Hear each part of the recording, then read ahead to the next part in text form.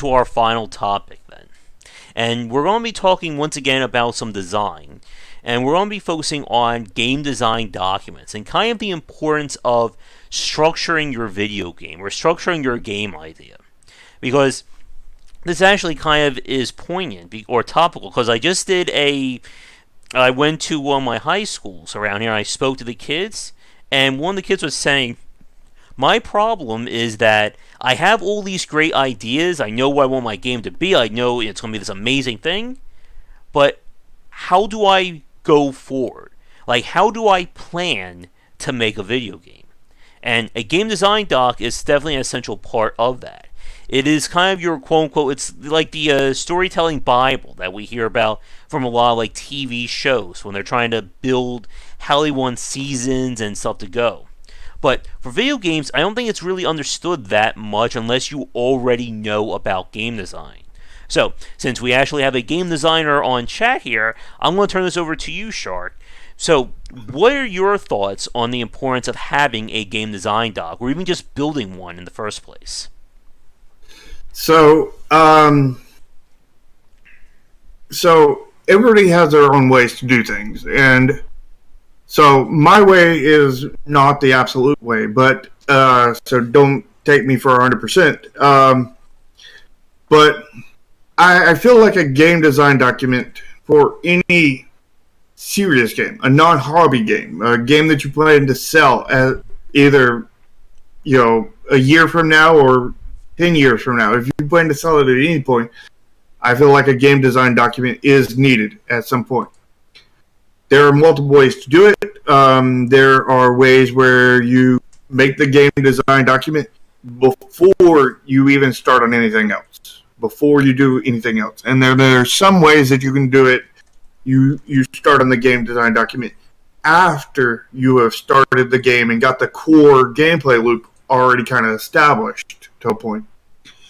Right? There's multiple ways to do it, and but the way that I generally like doing it beforehand, because you can generally design your core gameplay loop in paper, digital or physical paper, whichever one you prefer, and this already you can already make the game function between your mind, some pen and paper, and some dice or whatever to simulate random generated numbers and stuff.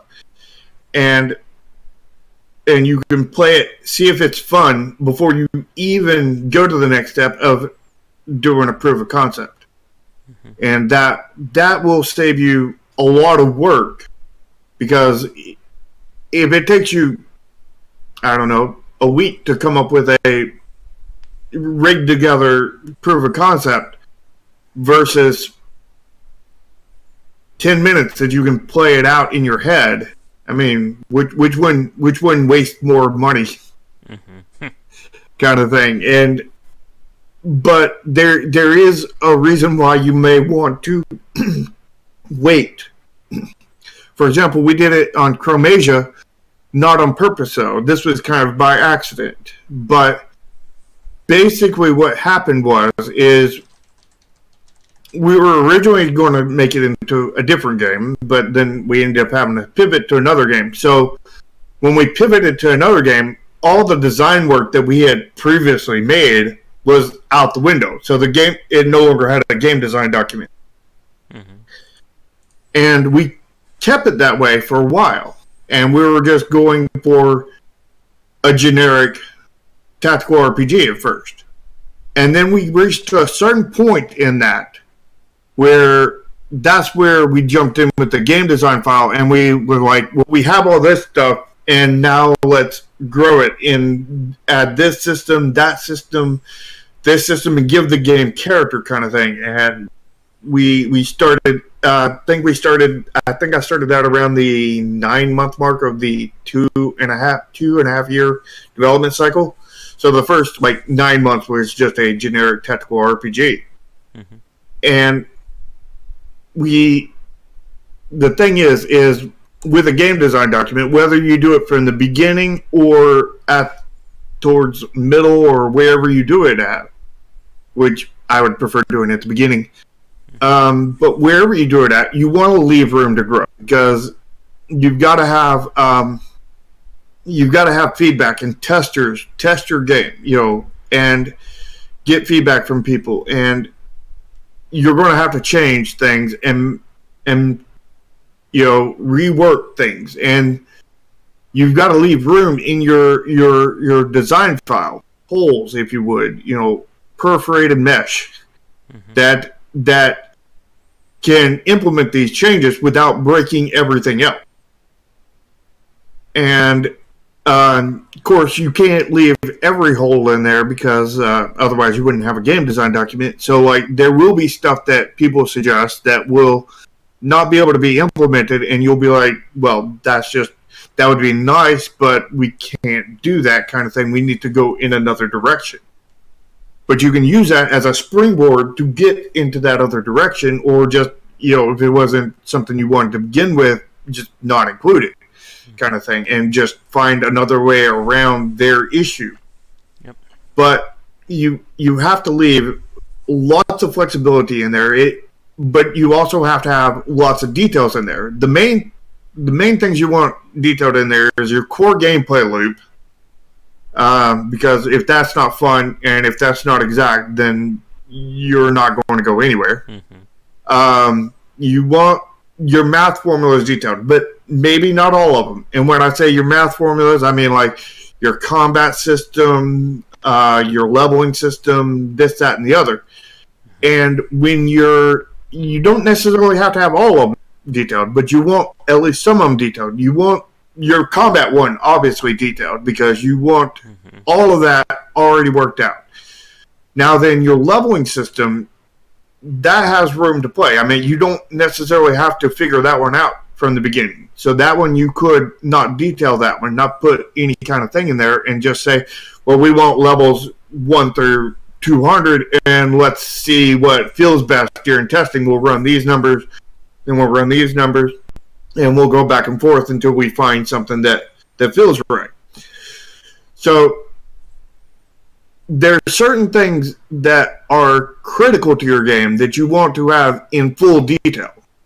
But things that are not critical, you don't want to have them in detail. You want to have them roughed out at least, though. And you want to leave room for your game design document to grow, because through testing and everything, you come up with new ideas. The people who are testing come up with new ideas, and some of these can make or change the game. And your game design document grows as the game grows, kind of thing. And yeah, I wanted to clarify on those 2 points about that as well. As you just said, Shark, that when we talk about a game design doc, it's not a one and done thing. Like, you don't spend 2 months writing your design doc and then you never add anything else to it again. This is something that is ongoing over the course of your game's development. And as you said, you want to leave it open enough to allow for you to add or test new aspects of your game. But I want to clarify one point. When you were talking about the equations of a game, for people who don't know what we're talking about with that, any video game, no matter how abstract or how skill-based it is, there's always an underlying formula to how things work.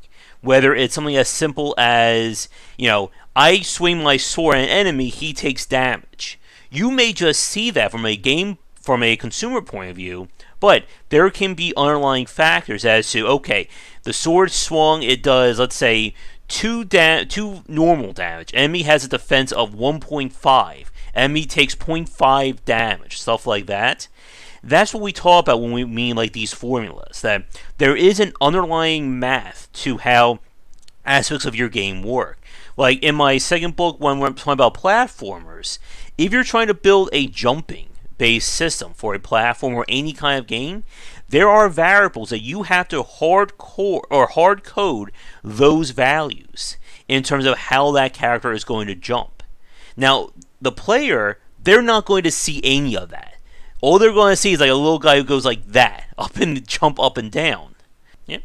And again, like a lot of the stuff, you're not going to, like as what BP is saying, you can't design the feel of your game through a document. But, like as you said, Shark, this is the foundation. This is the kind of the blueprint that you're building for your game.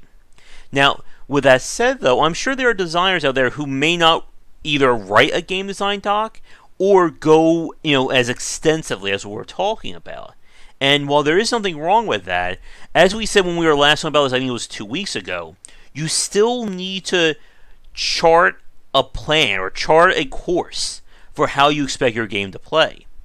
And if you don't have that, like as you were saying at the start, that you don't want to spend 2 to 3 months trying to figure out what your core gameplay loop is. You want to know that as quickly as possible. And if you don't, you're going to end up with, you may still succeed. I think this is the point that a lot of people will have trouble understanding. What we're talking about is not do or die. Like, it's not a case of no game design document, your game will always fail. Or if you have a game design document, it will always succeed. What we're talking about are ways to mitigate a lot of the risks and uncertainties that come with game design. Because as I'm sure you're aware of, Shark, and as anyone who's watching us who's worked on a game before, that game design is not an exact science. While you do make use of, hard-coded math and formulas, getting that feel of your game right, there is no magic formula for that. It takes a lot of time and work, and it takes a lot of risks. Right. Back to what BP said about you can't design a fill document. Actually, I would disagree with that. You can design a fill to the game. You have to, kind of thing, because any kind of design is going to have a fill. Now, if it's a right fill, that's another question. Because you can design something in there and then you put it into action and it feels absolutely horrible, but that is a fill. Mm-hmm. But you can, to a certain point, control that, because if you're good with using your imagination, take all the mechanics and everything that you have written down, and you basically program that into your head, and you can actually play the game in your head and get a good idea for the field. And that's the thing I do for early testing during my game design document testing, is I actually play the game in my head before it even exists. And it's like, oh man, I really want to play this now. And because in the end, back to what you said, Josh, is basically a game design document isn't fail or succeed kind of thing. Mm-hmm. A game design document is like it's like the blueprints of a house, right? Mm-hmm. You can build a house without blueprints. That's what we used to always do. Yeah. But you can see that we can build better stuff and stuff that works better if we have the blueprints there to go off of. The game design document is the blueprints of your game. Now, mind you, you want to leave room in your game design document for changes, where you probably don't want to do that in a house design for obvious reasons of structural reasons, but you don't have any kind of structural safety issues with the game. Mm-hmm. And getting to Mike's question, because I'm also curious about this myself. Do you include scheduling in your game design doc, or do you use that, or you handle that in like a separate doc or some kind of like online scheduling program?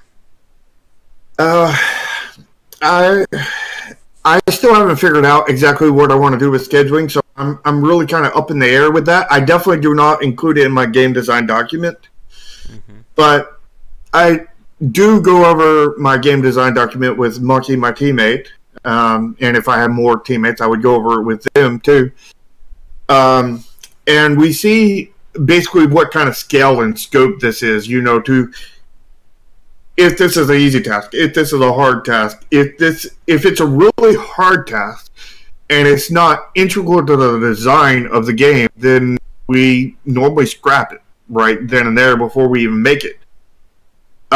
Because you have to worry about scope, and scope is basically what essentially will mean you will either finish the game and publish it, or you won't finish it and you won't publish it and nobody will ever see it, kind of thing. And to help with scope, you've got to know your team's abilities, your abilities, and everybody's abilities that's working on this or could be working on this.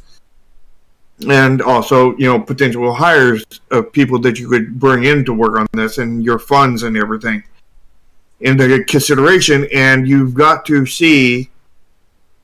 take out as much stuff that is non-critical, that is hard, out. You can leave non-critical stuff that is easy to do in there, and you want to trim out the fat, basically. And I also want to clarify that's also very important in the game design doc to point out essentially critical features versus those that you would like to have. Because that's another major part, one where a lot of developers can tend to start to mess up on, is the fact that it's very easy to get so in the weeds with your game idea that you just keep throwing more and more ideas into it. And again, getting back to that idea that the game's development never ends. That you're going to make that perfect game in 10 years. It's going to be amazing. It's going to sell millions of copies and stuff like that. But you need to have a focus for your game. You need to understand what needs to be in the game versus what you want to be in the game.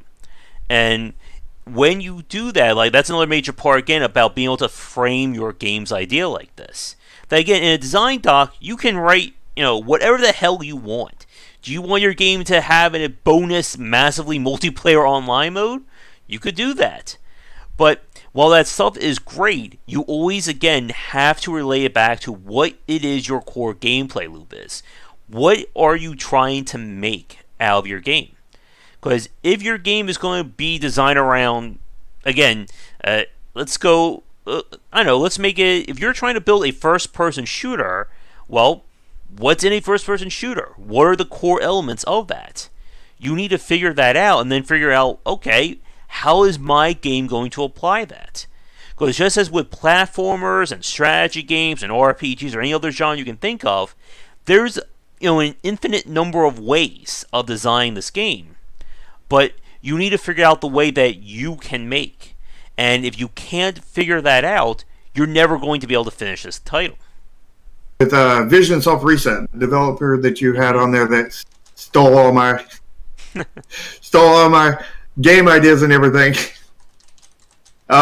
He designed all the powers and the platforming abilities. He designed all the powers and the wall running, and he designed all of that before he started on the map. Yep.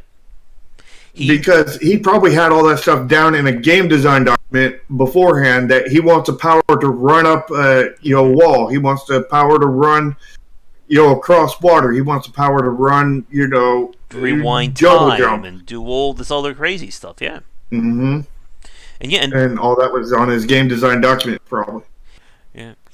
For Rian's question about free online courses, I know there's a website called, I think, Coursera. They have free talks or free things like that. But again, the challenge with game design is that there is no one-size-fits-all approach. I mean, that's another hour and a half talk we could start talking. We could get into now. Game design. Game design is a thing that you really have to experience to learn it. You have to for myself, it was kind of like a switch that I had to start thinking more about design rather than just thinking about things from a consumer standpoint. And we've talked about this one before, but it's kind of like you can play video games for your entire life. That doesn't mean you understand design. The day you start thinking about design is basically day one of you thinking about video games like that. You can't just say, I beat Mario, when I was 8 years old, and now I understand Nintendo platforming. No, you have to study it when you've gotten that mindset for it. Yeah, so how I kind of got started was at a young age. I was playing video games, and I was like, well, it would be cool if we had a video game around this or an extra part of this, and I would start kind of working on a game design of some kind. Mm-hmm. And then I started playing those games in my head again, and I found issues with them, and then I would kind of try to address those issues. And then eventually I started looking at video games, and as I played them, I would basically dissect all the mechanics and take everything down to its simplest form of all the mechanics, which doesn't even tell you half of the stuff that's in the game, but it tells you all the stuff that is visually able to be seen through gameplay that's in the game, kind of thing. So you can see like the combat system. You know that you can see that your stat is 87, their stat is 80. You hit them, you do 7 damage, but sometimes you actually don't do 7 damage. Sometimes you do like 2 damage, and sometimes you do 12 damage, and you're like, oh, well, they're adding a random modifier of +1 to minus, or +5 to -5. So you're still doing 7, but it's 7 that can be up to -2 and up to plus or down to 2 and up to 12. So you would do 2 to 12 damage because of your 7 stat difference in between. And it's about, really, as you said, Char, about not only breaking things down, but you're kind of seeing the man behind the curtain. And that, I think, is a very important thing to understand. Because, again, anybody can say they study video games because I play, 20 hours a day of, Call of Duty or pick any big-name game. But if you're not able to understand why these elements are how they are or what goes into them, then you're not really understanding anything. And right.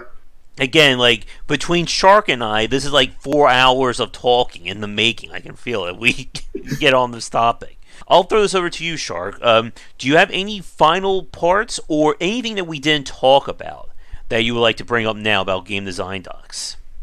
Yeah.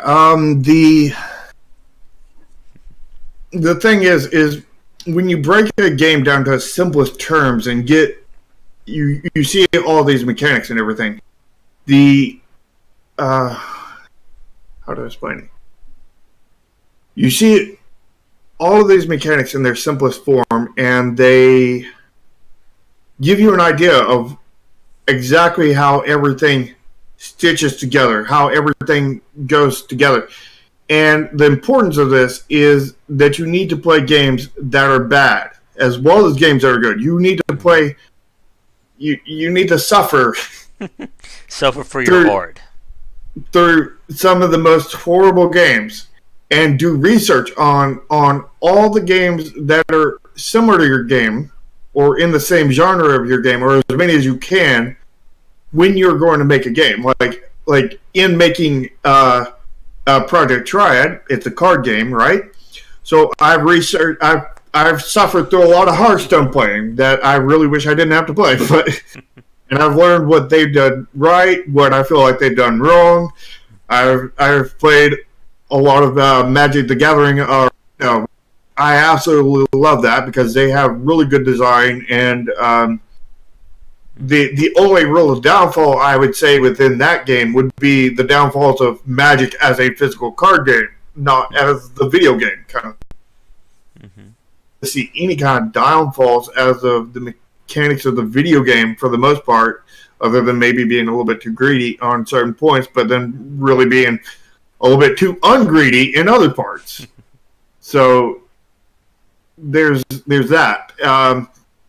But like I know like you need to play like the best examples and the worst examples that you can find. Find out you dissect their mechanics down to their simplest forms, find out what doesn't work, find out what works, find out why it works, find out why it doesn't work, because, you can find something that doesn't work that is an absolutely genius mechanic. They just implemented it in a wrong way that just completely wrecked the game, and if they had just done something a little bit different, it would have been mind blowing. And then you just have mind blowing the slightly more better right way and make it mind blowing. Good.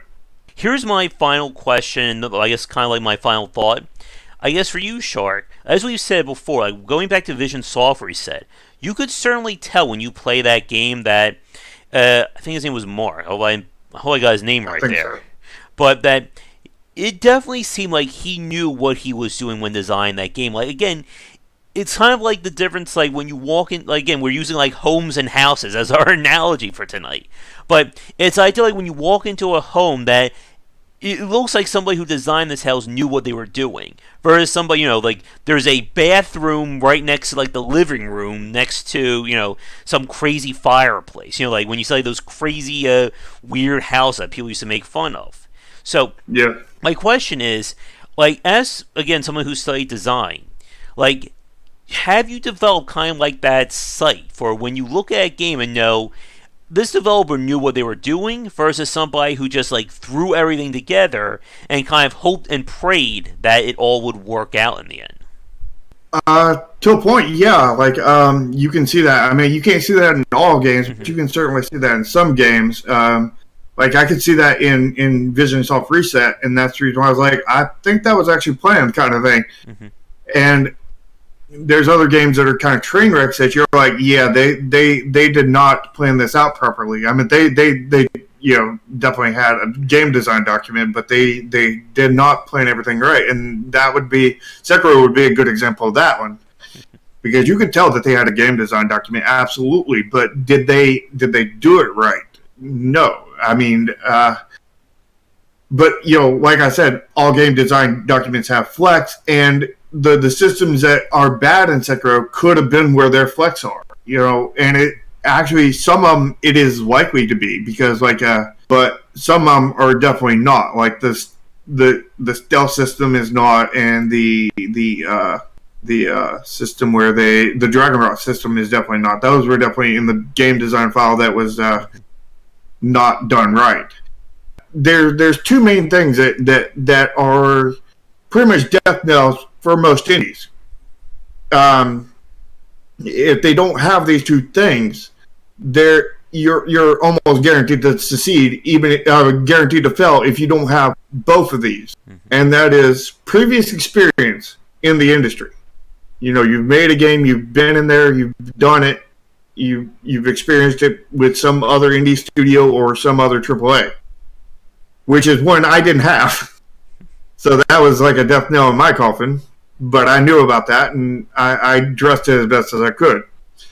And then the other death knell is a budget for your game. You need to have a budget that you can pay people to do stuff that you cannot do on your own, because doing a game solo is also kind of a death knell in the coffin. I guess my final point then about this, as we've said, it's easy to spot like good game design, but when we look at the video games that have failed, again, like that hindsight is always 2020. It's kind of like when you learn about something failed or like a crash or something, like, well, they didn't, do proper safety procedures, or the boat wasn't built right, or stuff like that. Like, it's very easy in hindsight to see these issues. But when you're trying to design something, when you're, again, in the thick of it, it's very hard to kind of take that step out and see, okay, where am I going with this? What is my goal? And this is, again, one of the functions of the game design doc. It's supposed to allow you to focus on these ideas, know what you're trying to do, know what you want to avoid. And as Shark, as you said, it's important to fail fast.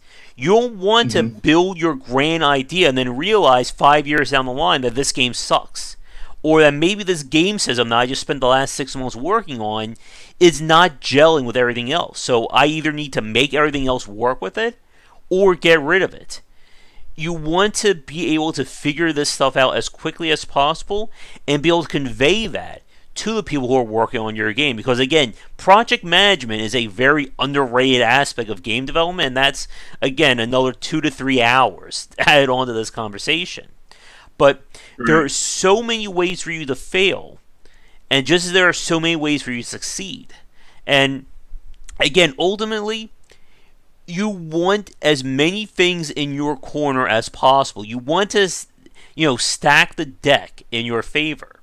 And if you don't do that, you can still succeed. Again, we've seen developers who've had 10 to 15 years of making horrible games get that one breakout hit. Five Nights at Freddy's being like the perfect example of that. But again, like we said the last time, you can't bank on, the lottery. You can't say my game will succeed as long as we win the lottery at some point during game development. Yeah. It doesn't work like that. And there is one thing I want to touch on though. Design doesn't just fall into game design documents and programming and stuff like that. It can fall into writing too. Yep. Because there was an issue that I knew with Chromasia that so I knew that the cutscene at the Red Castle was really long, and that was all needed information. But I needed to shorten it up, and I could not figure out how. And I knew that the designs that I had put for the enemies, they had backstories and all this, and I couldn't figure out how to exactly put that in. And all this stuff. And then I also knew that Sai did not have enough lines in the game to make him really feel like your main character kind of thing. And like there was all these small details that I knew were issues, but I didn't know how to address them. And like I was really burned out, and I was not thinking, with a clear head, and I just racked my brain for months trying to figure this out, and I never figured it out. And then like 3-4 months after release, it just all of a sudden hit me. Why didn't I just put flashbacks in there for the enemies and for Sai as well? And why didn't I, have Sai take some of that dialogue that Sai knew about, obviously, in the game, and have him say that during the maps leading up to the Red Castle? And like, it was such a simple thing, and I knew there was a problem, but it just just missed me, Yep, and sometimes, again, like, you can have these very simple solutions, but it can take a very long time to get there, especially if you're not playing things out to begin with. Like we said, with something like Nintendo are masters at making their games very accessible in terms of their design, but they don't figure that stuff out within month one. They don't start on day one of making Super Mario Odyssey and know exactly how their game's going to play. It takes time, and it takes that knowledge of understanding. Revisions. Yep. Revisions, iterations. Again, there's so much that makes a game successful that most people will never know or comprehend. And now for a quick thank you to our Patreon backers, as well as to our current Game Wisdom sponsors. And if you'd like to continue this discussion on game design, be sure to check out our Discord channel, linked down below. If you're looking for a book on design, my first title, 20 Essential Games to Study, is out now. It is available where most books are sold, and it comes in paper, hardcover, or digital copies. This is the perfect book for anyone interested in learning about game design, whether you are a student, enthusiast, or just a fan. Thanks for watching the video. If you enjoyed things, be sure to do all the liking and subscribing that the kids are doing these days. Check out our Discord channel linked down below where we hang out and chat game design, and come back later tonight for our regular streamings. But that's it, and tune in for more great content here and on Game Wisdom, where we examine the art and science of games.